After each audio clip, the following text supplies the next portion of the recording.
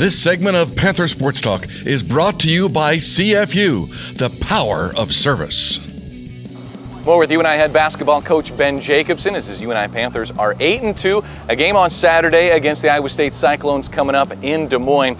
Coach, the biggest improvement you've seen from the team, maybe moving from last year into this season, rebounding. You mentioned you liked the improvement of defense, but talk about the rebounding maybe as that been an emphasis through this year. Yeah, it has. We started working on it all the way back to last summer. And when we don't, in June and July, there's a lot of things that we do with our team when they're here for that period of time, but we haven't done rebounding drills until this year. It just felt like we let our guys down. Our guys let our team down in that area a year ago. So we put a lot of time into it.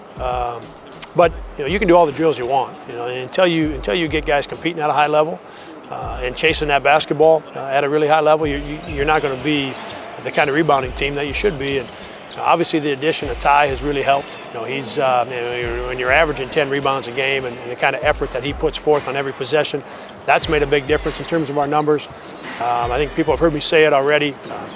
He's also had an impact on Clint Bennett and some of the other guys that needed to improve their rebounding. I think Clint and Bennett have both doubled their rebounding numbers from a year ago, in large part because they're playing harder, but also we've got a guy like Ty who is going every time. And it doesn't look real good if you're not going and doing your job when you got somebody who is. So that's all worked really well for us in terms of rebounding. And we had some great ones in the first 5 or 6, and we've been okay here in the last 4 or 5. We've got to get that cranked up again. Taiwan Pickford, a newcomer, Austin Fife, a newcomer inside. They're learning, I'm sure, from Bennett Cook and Clint Carlson in practice. Do they maybe push each other, those 4, and talk about those newcomers, how they kind of seem to be finding their role? Yeah, and our practices are going to get more competitive again, and they have here in the last 10 days with Hunter and Wyatt getting back. For almost 6 weeks, without those 2 guys in practice, the guys practiced hard, and we had competitive practices, but you're missing a senior point guard and you're missing a junior in Wyatt who's got a ton of experience. And with those guys back in practice now, it's even got more competitive. And I think that's so important for Austin and for Ty, to be playing against guys on the practice floor that have experience and that are going to bring it on every possession. So there's no point where they can take a play off. As we know, when you get into, we got Iowa State, of course, next. When you get into a game with Iowa State, you can't take a play off.